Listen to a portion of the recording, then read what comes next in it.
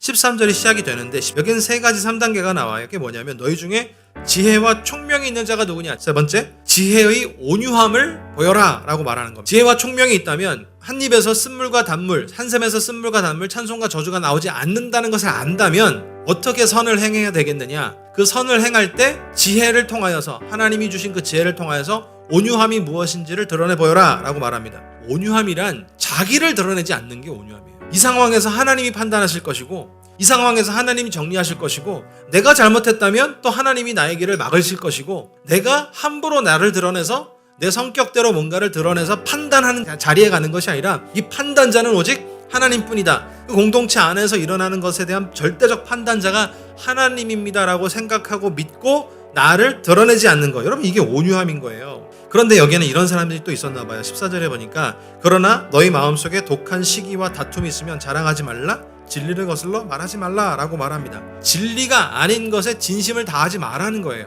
교회 안에서 찬송하고 예배하는 것에 진심을 가져야 되는데 사람 험담하고 불평불만하고 신앙생활 열심히 하는 게 내가 잘 되려고 진심으로 나를 위한 마음으로 신앙생활을 하는 겁니까? 아니면 정말 고민해서 하나님 영광 받게 하기 위해서 진심을 다하는 겁니까? 여기에는 모세처럼 대응하라는 거예요. 하나님께 모든 걸 맡기고 하나님이 드러나는 온유함, 기다림의 온유함이 필요한 것을 이야기합니다. 자, 그런데 오늘 반대로 이제 17절이 이야기합니다. 17절이 아주 핵심이에요. 오직 위로부터 난 지혜는 첫째는 성결이라고 합니다. 다음엔 화평, 관용, 양순이라고 이야기합니다. 18절에 보면 열매를 거둔다라고 되어 있는데 오늘 여기서 말하는 열매는 우리가 열매냐라는 거예요. 우리가 나에게서 화목의 열매가 맺혀지고 성결의 열매가 맺혀지고 관용의 열매가 맺혀지고 양순의 열매가 맺혀지느냐라고 하는.